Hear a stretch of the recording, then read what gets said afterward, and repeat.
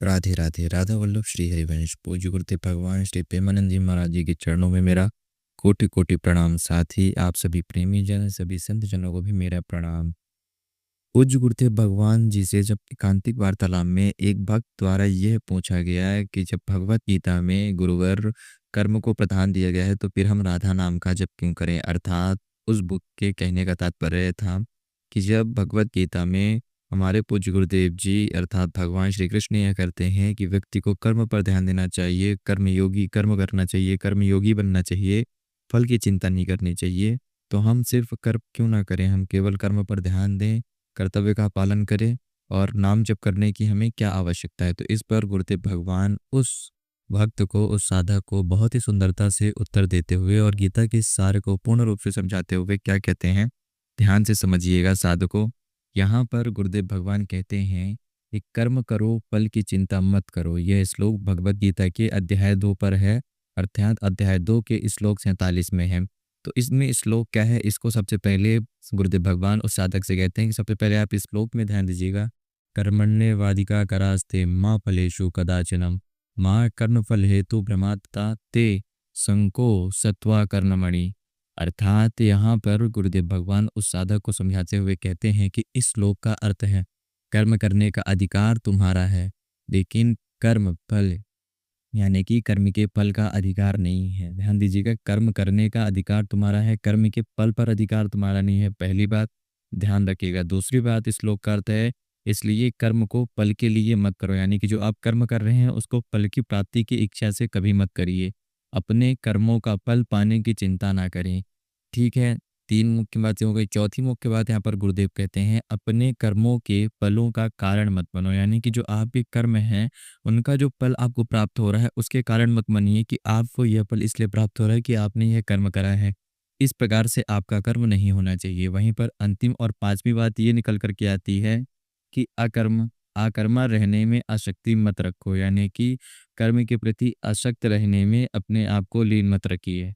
ये सारी बातें यानी कि इस श्लोक से निकल कर के आती हैं। इस श्लोक में यानी कि इस श्लोक से कर्मयोग का सार समझा जा सकता है। यह श्लोक काम को निष्काम भाव से करने की समझ देता है। यानी यहाँ पर गुरुदेव भगवान कहते हैं कि यह श्लोक आपको निष्काम योग बनने की यहाँ पर क्या देता है, समझ देता है। ध्यान दीजिएगा। तो गुरुदेव भगवान कहते हैं कि कर्म और कर्मयोग दोनों में ही बहुत ज़्यादा ज़मीन आसमान का फर्क बनता है। कर्म हर एक जाति करती है, हर एक प्राणी करता है, हर एक व्यक्ति करता है, हर एक जीव करता है। फिर वह चाहे एक मनुष्य हो या पशु हो या पक्षी हो या ये प्रकृति हो, यह सभी कर्म करते हैं। कर्म अच्छा भी होता है, कर्म बुरा भी होता है। कर्म हमेशा हमें बंधनों से बांधता है, यानी कि हमें पलों से बांधता है, जकड़ता है। अच्छे कर्म का मतलब है यानी कि लोहे की जंजीर, बुरे कर्मों का मतलब है यानी अच्छे कर्मों का मतलब है सोने की जंजीर, वहीं बुरे कर्मों का मतलब है कि लोहे की जंजीर। यानी कि यहाँ पर जब आप कर्म को फल की इच्छा से कर रहे हैं तो यह कर्म आपको बंधनों से बांध देता है और आपको कर्म बाध्य बनाता है। तो इस प्रकार से आप कर्म योगी नहीं कहलाते हैं और मनुष्य को, किसी भी साधक को अपने जीवन में कर्म योगी बनना चाहिए। कर्म योगी वह कब बनता है, जब वह निष्काम भाव से कर्म करे। और निष्काम भाव से आप कर्म कब कर सकते हैं, जब आप प्रभु के चिंतन में रहें, जब आपका मन, आपका ध्यान प्रभु के चिंतन में रहे, आपका जो फल पाने की इच्छा है वह ना रहे और आपका संपूर्ण निष्ठा, संपूर्ण भक्ति केवल प्रभु के चिंतन में रहे। अर्थात यानी कि प्रभु के चिंतन में समर्पित होकर के अपने कर्तव्य का पालन करें। तो वहाँ से आपके कर्तव्य के पालन से जो आपका कर्म बनता है वह कर्म योग होता है और वही कर्मयोग आपको कर्म के फलों से रहित बनाता है। अर्थात ध्यान से समझिएगा। इस श्लोक से यह समझ के इस श्लोक से यह अर्थ निकलता है कि अपना कर्म करो लेकिन इसके फल की चिंता मत करो। कर्म करते समय कर्ता होने का अहंकार नहीं होना चाहिए। अर्थात जब आप कर्म कर रहे हैं तो आपको उसका करने का अहंकार ना हो कि यह कर्म मेरी वजह से हुआ है, यह कर्म मेरे कारण हुआ है, मैंने किया है। यह भाव, यह अहंकार, यह ज्ञान होना ही आपके अंदर कर्ता का अहंकार जागृत करता है, जिससे कि आप कर्म योगी नहीं होते हैं, जिससे आप कर्म बंधन बन जाते हैं, आप उन कर्मों में बंध जाते हैं। अकर्मण्य रहने में आसक्ति मत रखो, यानी कि कर्म से बंधे हुए न रहें। यहाँ पर से संपूर्ण सार यह है, ध्यान दीजिएगा, कि जब भी कोई व्यक्ति कर्म को किसी फल की यानी कि फल की वासना से किया गया कर्म, फल की प्राप्ति से किया गया कर्म, यानी कि जब आप फल की प्राप्ति से इच्छा से किसी भी अच्छे काम को भी करते हैं तो वह कर्म आपको सत्कर्म नहीं बनता है। यानी कि फल की वासना या फल की इच्छा प्राप्ति रख करके जब भी आप कोई अच्छा कर्म भी करते हैं, तो वह आपका सत्कर्म नहीं बनता है, वह केवल एक कर्म मात्र होता है, आपके द्वारा किया गया काम, जिसका कि आपको फल बाध्य देता है कि आपको इस काम से यह फल मिलेगा, कब मिलेगा, कैसे मिलेगा, वह भी प्रभु पर ही निर्भर हो जाता है। तो यहाँ पर अब आप बंधे हुए रहते हैं और आपको जब कर्म का फल भोगना होता है, तो आप इसी लोक में रहते हैं, इसी मृत्यु लोक में आपको कर्म और फलों के बंधन में बंधे हुए रहते हैं। अब इनसे मुक्त होना है, प्रभु की शरण में जाना है, श्यामा श्याम जी के चरण में जाना है, जो कि एक परम साधना, परम भक्ति का लक्ष्य होता है। एक भक्त का परम लक्ष्य होता है और एक परम भक्त की निशानी होती है कि प्रभु में समर्पित रहना।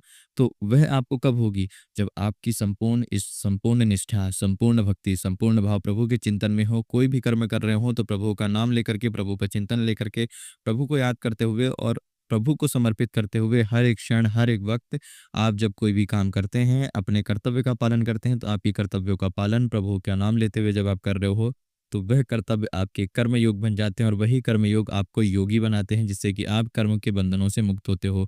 इसीलिए कहते हैं कि व्यक्ति को कर्म योगी होना चाहिए, कर्ता नहीं होना चाहिए। जब आप कर्ता बनने का प्रयास करते हैं, तो आप बंधनों में बंधते हैं, और जब आप कर्म योगी होते हैं, अर्थात आपके द्वारा केवल कर्तव्य का पालन होता है, प्रभु का नाम लेकर के, प्रभु को समर्पित करते हुए, अपनी इच्छा, अपनी निष्ठा से, तो आप केवल कर्म योगी बनते हैं, जिससे कि आपको सत्कर्मों की प्राप्ति होती है। आपके द्वारा किया गया हर काम सत्कर्म होता है और आप प्रभु की इच्छा से अवश्य रूप से सफल होते हैं। यहाँ पर आपके ऊपर कोई भी बंधन नहीं लगता।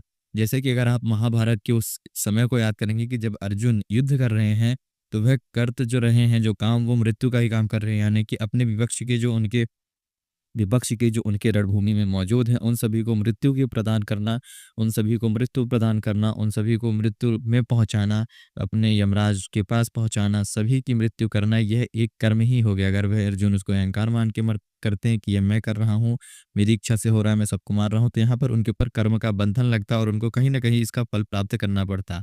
तो यहाँ पर अर्जुन अपने आप को कर्ता ना मान करके, प्रभु की इच्छा मान करके और प्रभु की कर्तव्यों का पालन करते हुए, प्रभु की सेवा मान करके ये कर्म कर रहे हैं कि ये जो भी कर रहा हूँ, प्रभु की इच्छा से ही हो रहा है। और यहाँ पर भी प्रभु के ही ये सब कुछ समर्पित होता है। ना तो मेरी इच्छा है, ना मैं कुछ पाना चाहता हूँ, ना ही मुझे खोने की ना ही खोने का दुःख है, ना ही कुछ पाने की इच्छा है। यानी कि संपूर्ण रूप से प्रभु को समर्पित करते हुए, तो वहाँ पर रणभूमि में उन्हें किसी भी प्रकार से पाप नहीं लगता है। जैसा कि वह पहले अपने आप को बँधा हुआ समझ रहे थे कि अगर मैं किसी से युद्ध करूँगा, रणभूमि में रहूँगा, तो मेरे ऊपर कर्म का बंधन लगेगा और फिर मैं कर्मबद्ध हो जाऊँगा, यह तो पाप हुआ। तो यहाँ पर कृष्ण जी समझाते हैं कि कर्म करिए, फल की चिंता ना करिए। तो इसलिए व्यक्ति को कर्म योगी होना है, कर्तव्यों का पालन करना है और उन कर्तव्यों को प्रभु को समर्पित करना है, तभी वह कर्मयोगी कहलाएगा। तो आज की इस संपूर्ण चर्चा को यहीं पर समाप्त करते हुए, चर्चा का सार यह निकलता है कि हमें अगर कर्म योगी बनना है, उस गीता के उस श्लोक को हम पालन करना चाहते हैं, तो प्रभु का नाम चिंतन भी हमें ज़रूरी है। इसीलिए सदैव गुरुदेव भगवान अपनी कथा में ये कहते हैं कि नाम जप करिए, नाम चिंतन करिए, अपने प्रभु को समर्पित करिए, अपने आराध्य को समर्पित करिए,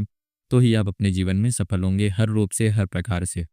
तो आज की इस वीडियो को यहीं पर समाप्त करते हुए, संपूर्ण चर्चा को यहीं पर विराम देते हुए, आप सभी को मेरा कोटि-कोटि प्रणाम। साथ ही साथ पूज्य गुरुदेव भगवान श्री प्रेमानंद जी महाराज जी के चरणों में मेरा कोटि-कोटि प्रणाम। राधे राधे, राधा वल्लभ श्री हरिवंश।